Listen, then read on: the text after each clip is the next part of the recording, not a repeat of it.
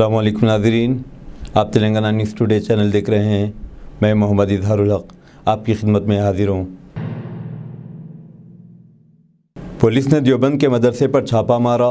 اس سے قبل جب چھاپہ مارا گیا تو وہاں سے میانمار کے طالب علم کو گرفتار کیا گیا تھا۔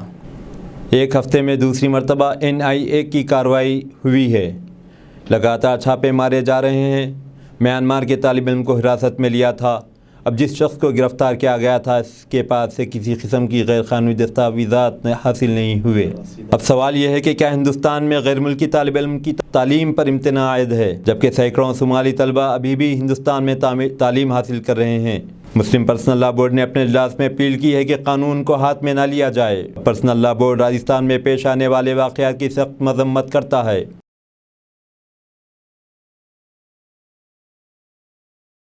ایمنسٹی انٹرنیشنل نے زبیر کی گرفتاری کی مذمت کی ہے اور محمد زبیر کو فوری طور پر رہا کرنے کا مطالبہ کیا ہے۔ ایمنسٹی انٹرنیشنل نے زبیر کی گرفتاری کی مذمت کی ہے اور محمد زبیر کو فوری طور پر رہا کرنے کا مطالبہ کیا۔ محمد زبیر کو 4 دن کی پولیس تحویل میں دے دیا گیا ہے۔ حکمرانوں کے اس موقف کے خلاف ایمنسٹی انٹرنیشنل نے زبیر کی گرفتاری کی مذمت کی ہے اور مطالبہ کیا ہے کہ محمد زبیر کو فوری طور پر رہا کیا جائے۔ ایمنسٹی انٹرنیشنل نے کہا کہ اظہار رائے کے خلاف ورزی خود حکومت کر رہی ہے۔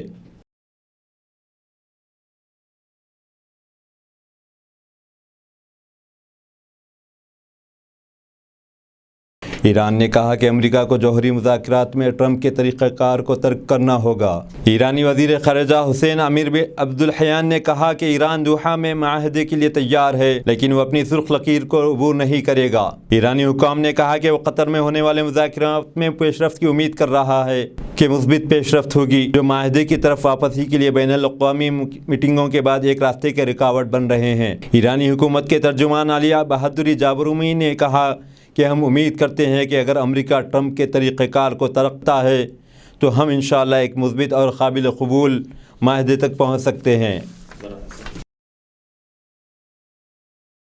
طالبان اور امریکی حکام زلزلے کی امدادی سرگرمیوں کا جائزہ لینے ملاقات کریں گے۔ افغانستان میں آئے زلزلے نے پاکستانی سرحد کے قریب کچے پہاڑوں کے درمیان چھوٹے قصبوں اور دیہاتوں کے ایک دور دراز انتہائی قریب علاقے کو متاثر کیا ہے۔ پتھروں اور مٹی سے بنے بے شمار گھر اس زلزلے میں زمین بوس ہو گئے۔ اس زلزلے میں 1150 افراد لقمہ جل بنے، جبکہ ہزاروں زخمی ہوئے۔ کچھ مقامات پر تو سارے کا سارا خاندان ختم ہو کر رہ گیا ہے۔ افغانستان کی معیشت پہلے ہی سے خسارے سے دوچار چل رہی ہے۔ یہ اور بات ہے کہ اسے امریکہ اور اس کے حواریوں نے بڑا سہارا دیا تھا۔ اس پس منظر میں یہ ملاقات انتہائی اہمیت کی حامل ہے اور افغانستان کی تباہال معیشت کو سہارے کے لیے ضروری بھی قرار دی گئی ہے۔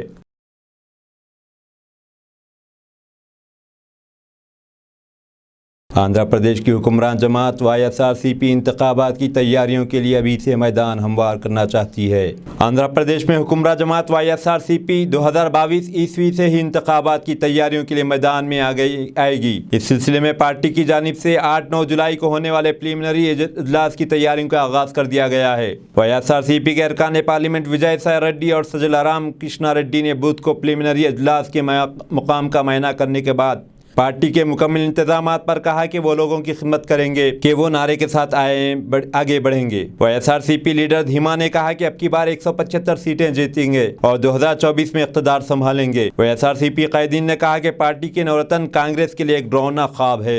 عوامی فلاح بہبود پر فیصلے پارٹی کے مکمل اجلاس میں کیا جائیں گے۔ یہ پریلیمنری اجلاس گنٹور میں واقع آچاریہ ناگارجنا یونیورسٹی کے مقابل موجود میدان پر ہوگا۔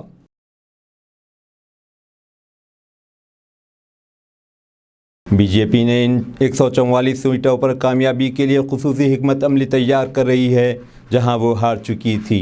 2024 کے لیے BJP کا منصوبہ ہے کہ اس نے پورے ملک میں جو 144 سیٹوں پر شکست کھائی ہے انہیں کامیابی سے ہمکنار کیا جائے۔ اس سلسلے میں ایک خصوصی حکمت عملی تیار کی گئی ہے۔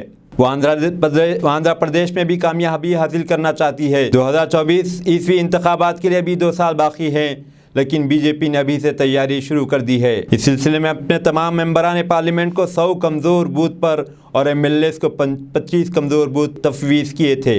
اب BJP نے 2019 میں ہاری ہوئی 144 پارلیمانی نشستوں پر قبضے کے لیے ایک کمیٹی تشکیل دی ہے۔ اس ٹیم میں اتر پردیش سے بستی کے MP ہریش دیویدی، उत्तराखंड से राज्यसभा MP नरेश बंसल, कौमी जनरल सेक्रेटरी विनोद तावड़े और कौमी तर्जुमान संबित शामिल हैं। इनमें से यूपी के 114 सीटें उत्तराखंड के राज्यसभा मेंबर पार्लियामेंट नरेश बंसल को दी गई थी।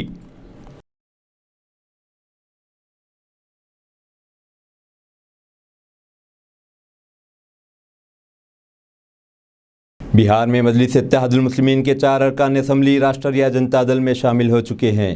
कुल हिंद मजलिस इत्तेहादुल मुस्लिमीन के बिहार में 5 अरकान असम्बली ने कामयाबी हासिल की थी, लेकिन अब इनमें से 4 अरकान असम्बली के राष्ट्रीय जनता दल में शिरकत अख्तियार कर लेने की खबरें गश्त कर रही हैं। अगर हकीकत यही है तो मजलिस को बिहार में एक सदमे से कम नहीं होगा। अब मजलिस इत्तेहादुल मुस्लिमीन के 4 अरकान असम्बली रियासती असम्बली के अपोजिशन राष्ट्रीय जनता दल का हिस्सा बन चुके हैं। बिहार के 243 अरकान असम्बली में RJD के 80 अरकान हैं। अब इन 4 की शमूलियत से 84 अरकान हो जाएंगे।